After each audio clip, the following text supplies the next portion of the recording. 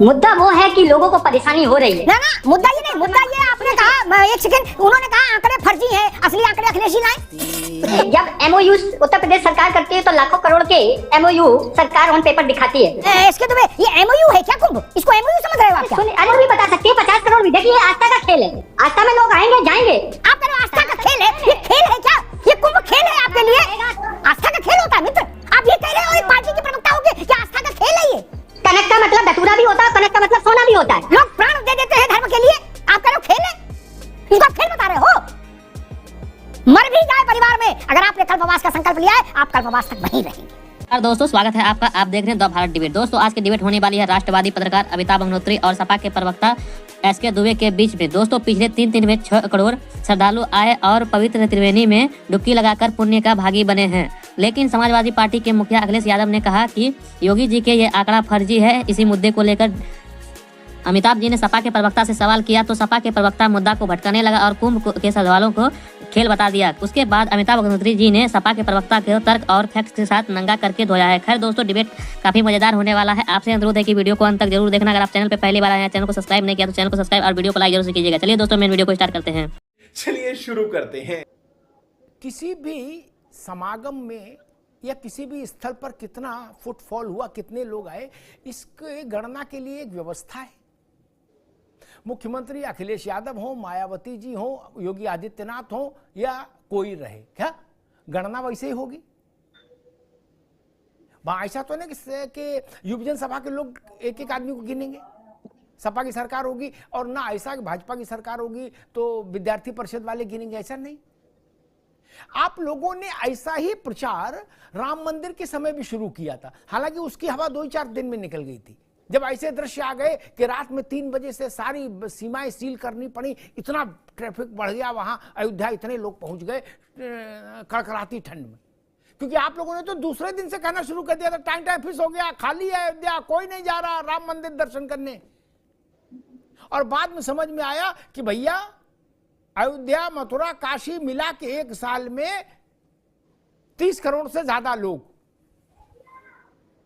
30 करोड़ जितनी आबादी कुल अमेरिका की है। ऐसा आप लोग क्यों करते? पहले राम मंदिर पे, अब कुंभ पे। इसके पीछे कोई डिजाइन है, कोई पॉलिटिकल माइलेज की संभावना है? दुबे जी, अगर आप उनका बयान देखें तो उन्होंने एक पर्टिकुलर एरिया का नाम लिया था। निश्चित तौर पर आप बहुत सारे सोशल मीडिया पे, फेसबुक वगैरह पे वहां की जो व्यवस्था है उस पे कहीं ना कहीं प्रश्न चिन्ह लग रहा है। आप समझिए, ठीक है। मुद्दा वो है कि लोगों को परेशानी हो रही है। ना ना, मुद्दा ये नहीं, मुद्दा ये आपने कहा, एक सेकेंड, उन्होंने कहा आंकड़े फर्जी हैं, असली आंकड़े अखिलेश जी लाए। सुन, मैं पूरी बात बता रहा हूँ, आप सुनिए तो उसमें ये भी आ जाएगा, उसमें ये भी आ जाएगा। जी कैसे हो गए? आप देखिए कि जब एमओयू उत्तर प्रदेश सरकार करती है तो लाखों करोड़ के एमओयू सरकार ऑन पेपर दिखाती है और धरातल पे वो लाखों रुपए में ही होता है, करोड़ों तक जाता है, लेकिन लाखों करोड़ नहीं था। तो निश्चित तौर पर जब सरकार ये एमओयू है भैया, इसके दुबे ये एमओयू है क्या कुंभ? इसको एमओयू समझ रहे हो आप क्या? अरे सुनिए तो, यहाँ गजब कर रहे हो। तुलना नहीं कर रहा हूँ, आप सुनिए। कुंभ की तुलना आप एमओयू से कर दोगे? मैं आंकड़ों की बात कर रहा हूँ, तुलना नहीं कर रहा हूँ। मैं सिर्फ आंकड़ों की बात कर रहा हूँ कि आंकड़े सरकार है अपने बता सकती है, 10 करोड़ भी बता सकती है, 50 करोड़ भी। देखिए आस्था का खेल है, आस्था में लोग आएंगे जाएंगे, लेकिन जो व्यवस्था खेल होता है क्या महाराज? आस्था का खेल होता है क्या? आस्था चकल्लस और खेल का विषय नहीं है प्रभु। आप तो कैसी बात कह रहे हो?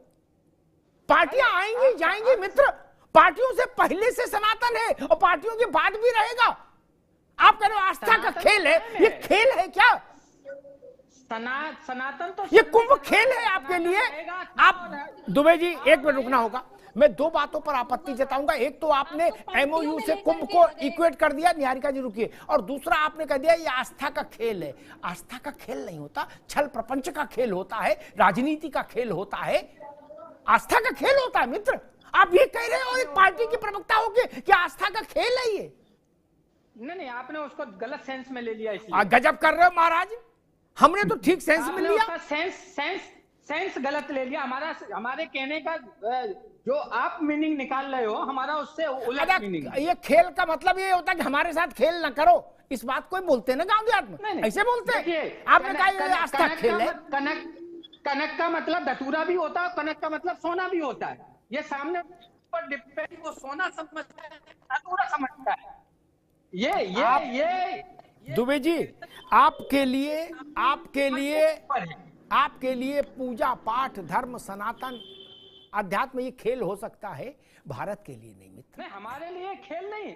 आज लोग प्राण दे देते हैं धर्म के लिए, आप कह रहे हो खेल है?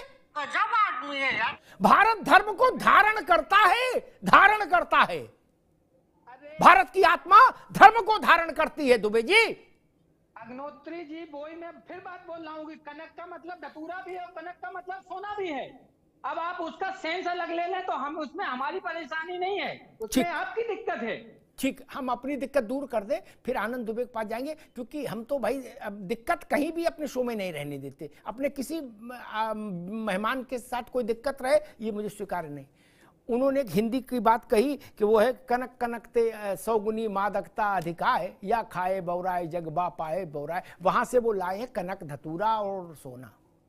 लेकिन जब एसके दुबे जी ये बोलेंगे कि भैया हमारे गांव में गुड्डू कनक खा के मर गया, तो धतूरा ही समझा जाएगा उसका मतलब है। और जब ये बोलेंगे कि भैया आजकल गुड्डू की 5 उंगलियां घी में हैं, कनक के बिस्कुट घर में रखे, तो सोना समझा जाएगा। इतना बौरा ना समझो महाराज किसी को, आप भी गजब करते हो। बोले ये आपकी दृष्टि है, दृष्टि कैसे होगी? आप भारत के महाकुंभ को आप खेल बता रहे हो, आस्था को खेल बता रहे हो, और कह रहे हो कनक कनकते सौगुनी।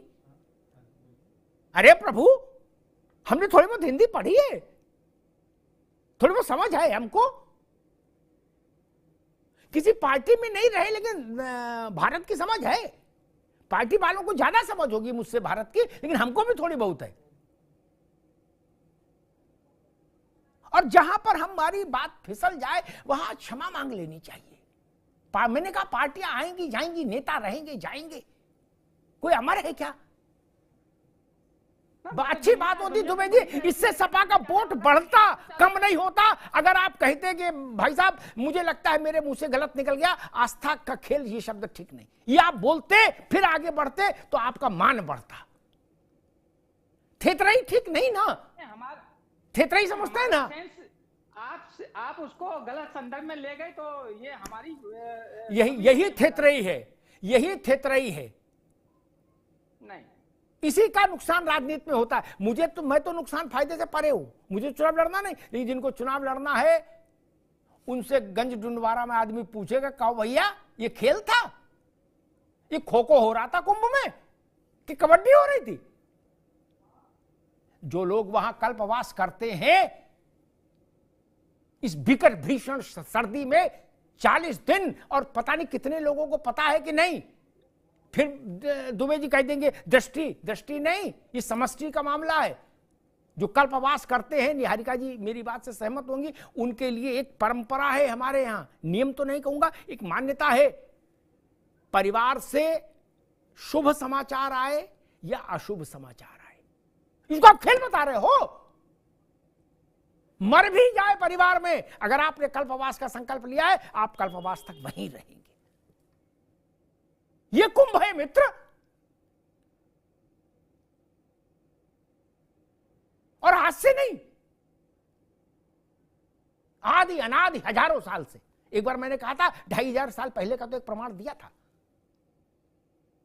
तब तो कोई पार्टी थी नहीं ना, चुनाव भी नहीं होते थे। रामलला के मंदिर में लोगों ने आना बंद कर दिया, प्रचार नंबर 1। प्रचार नंबर 2, कुंभ में आंकड़े फर्जी हैं, लोग नहीं आ रहे, ट्रेनें खाली जा रही। इसके पीछे मंतव्य क्या? हम करें मान लीजिए खाली कम आदमी जाए या ज्यादा आदमी जाए, इससे राजनीतिक दलों का क्या लेना देना? नहीं, सरकार को आंकड़ा बताना इसलिए जरूरी है ताकि वो तो सरकार है, उसके पास तो भाई व्यवस्था की जिम्मेदारी है। वहां कुछ भी ऐसा हो जाए जो नहीं होना चाहिए तो कटघरे में सरकार खड़ी होती है। उस पर हम काउंटर क्यों करने जाएं कि भाई सरकार ने कहा 7 करोड़, हम कहने 6 करोड़ है, दोबारा से गिन लो, ऐसा तो संभव नहीं। वीडियो को अंत तक देखने के लिए धन्यवाद। आज का ये डिबेट वीडियो आप लोग को कैसा लगा आप लोग कमेंट सेक्शन में अपनी राय जरूर दे सकते हैं। अगर आप चैनल पे पहली बार आए हैं, चैनल को अभी तक सब्सक्राइब नहीं किया तो चैनल को सब्सक्राइब और वीडियो को लाइक जरूर से कीजिएगा। चलिए दोस्तों, मिलते हैं कोई और लेटेस्ट डिबेट वीडियो में, तब तक के लिए जय हिंद, जय भारत, वंदे मातरम।